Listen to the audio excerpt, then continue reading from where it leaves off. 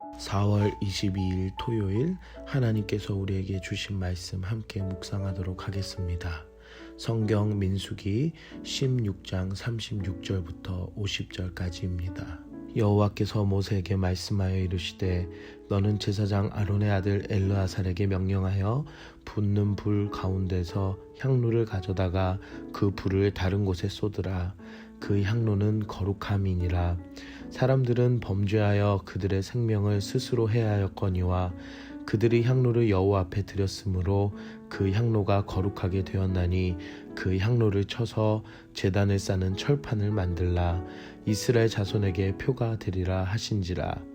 제사장 엘르아살이 불탄 자들이 드렸던 놋 향로를 가져다가 쳐서 제단에 싸서 이스라엘 자손의 기념물이 되게 하였으니 이는 아론 자손이 아닌 다른 사람은 여호와 앞에 분향하러 가까이 오지 못하게 함이며 또 고라와 그의 무리와 같이 되지 않게 하기 위함이라. 여호와께서 모세를 시켜 그에게 명령하신 대로 하였더라.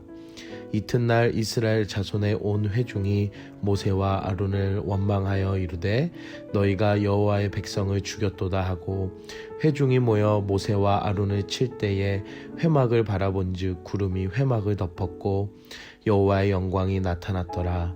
모세와 아론이 회막 앞에 이르매 여호와께서 모세에게 말씀하여 이르시되 너희는 이 회중에게서 떠나라. 내가 순식간에 그들을 멸하려 하노라 하시매 그 두 사람이 엎드리니라. 이에 모세가 아론에게 이르되 너는 향로를 가져다가 제단에 불을 그것에 담고 그 위에 향을 피워 가지고 급히 회중에게로 가서 그들을 위하여 속죄하라. 여호와께서 진노하셨으므로 연병이 시작되었음이니라. 아론이 모세의 명령을 따라 향로를 가지고 회중에게로 달려간즉 백성 중에 연병이 시작되었는지라. 이에 백성을 위하여 속죄하고 죽은 자와 산 자 사이에 섰을 때에 연병이 그치니라. 고라의 일로 죽은 자 외에 연병에 죽은 자가 14,700명이었더라. 연병이 그침에 아론이 회막문 모세에게로 돌아오니라. 오늘 본문에는 고라의 심판 이후에 250명의 지휘관들이 들고 있었던 향로에 관한 이야기와 이스라엘 백성의 원망의 소리로 하나님께서 벌을 내리시는 장면을 보게 됩니다. 하나님께서는 타고 남은 불을 진영 밖에 버리라고 명령하십니다. 이 당시에는 불도 귀했던 시대였기에 250명의 범죄한 이들의 생명을 해한 불을 사람이 사용하지 않도록 다른 곳에 버리도록 명령하십니다. 그리고 그것을 담당하는 사람은 아론이 아니라 아론의 자손인 엘르아살이었습니다. 사건의 수습을 아론의 아들이 할 수 있도록 하여 아론의 제사장의 임무가 얼마나 중한지를 아들에게 직접 알게 하십니다. 그리고 향로의 기구는 하나님께 드리는 기구이기에 이를 제단에 싸는 철판으로 만들라고 명령하십니다. 그 철판이 표가 되어 볼 때마다 사람들은 향을 드릴 수 있는 사람은 하나님께서 지명한 아론 자손의 계열임을 기억하게 하셨습니다. 하나님께서는 고라의 죄로 인한 심판으로 끝내시지 않으시고 다음 세대에게 상기시켜 이것이 표가 되고 기념이 되도록 하셨습니다. 그 시간이 지난 이틀 후에 이스라엘 자손의 모든 이들이 모세와 아론을 원망합니다. 고라의 잘못으로 하나님께 벌을 받았지만 이들은 모세와 아론에게 책임을 전가합니다. 인간의 어리석음은 자신들의 연약한 잘못을 보지 못하고 책임과 탓으로 문제의 원인을 찾는 모습을 보게 됩니다. 이스라엘 백성들은 모세와 아론을 공격하려고 합니다. 하지만 이 모든 상황을 보호하시고 일하는 하나님을 보게 됩니다. 회중이 모여 모세와 아론을 칠 때에 회막을 본즉 구름이 회막을 덮었고 여호와의 영광이 나타났더라.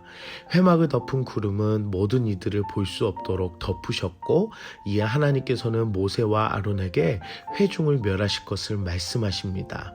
결국 이스라엘 백성들의 원망과 잘못이 하나님을 노하게 하는 일이 되어버리고 말았습니다. 하지만 그 자리에서 모세와 아론의 모습은 하나님 앞에 엎드리는 자세였습니다. 모세는 하나님의 진노하심이 얼마나 무서운 심판을 주실지 알고 있었습니다. 그리고 모세는 아론에게 향로를 가져다가 제단에 불을 담고 백성들을 위해 속죄할 것을 명합니다. 하나님께서 내리신 연병이 이스라엘 백성에게 시작이 되었습니다. 아론은 모세의 명령을 따라 향로를 가지고 백성을 위해 속죄하고 죽은 자와 산 자 사이에 섰을 때에 연병이 그치게 됩니다. 연병이 퍼지는 생명과 죽음 사이에 아론은 목숨을 걸고 죽음의 현장으로 들어갔습니다.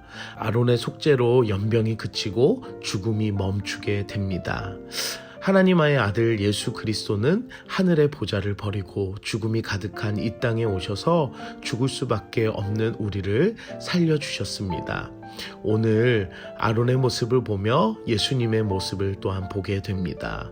여러분, 우리는 아론처럼 예수님의 모습처럼 죽음이 만연한 이 세상 가운데 영원한 생명으로 가는 하늘나라 사이에 사는 그리스도인입니다. 자신의 목숨을 버리고 생명을 구하신 예수님처럼, 그리고 아론처럼 우리는 이 땅에서 어떤 삶으로 살아가고 있나요? 우리 삶에 생명의 하나님을 증거하는 현장으로 들어가는 나의 삶이 되기를 기도합니다. 오늘 우리는 무엇을 적용할까요? 생명을 전하며 세상을 사는 그리스도인이 됩시다. 세상 사람들은 자신들을 위해서 살고 자신들의 이해 방식으로 살아갑니다. 하지만 그리스도인은 다릅니다. 하나님을 위해 살고 하나님 말씀으로 순종하며 살아갑니다. 이 삶이 복된 삶이며 이 삶이 생명의 삶입니다. 우리는 죽음으로 향하는 삶이 아니라 생명으로 향하는 삶입니다. 아론처럼 예수님처럼 생명으로 인도하는 우리의 사명을 다하는 그리스도인이 되기를 기도합니다. 함께 기도하겠습니다. 사랑의 하나님, 오늘도 말씀으로 우리에게 은혜를 주시니 감사합니다. 죄로 죽을 수밖에 없던 우리를 새 생명으로 구원해 주시고 불러주셔서 이제는 세상에서 생명을 전하는 자로 살게 해주시니 감사합니다. 하나님, 오늘 다시 구원의 은혜의 깊음과 넓음과 높음을 알아가게 하셔서 예수 생명의 말씀을 증거하며 세상을 사는 그리스도인이 되게 하여 주시옵소서. 세상에 그리스도의 향기를 전하는 내가 되게 하여 주시옵소서. 예수님의 이름으로 기도드립니다.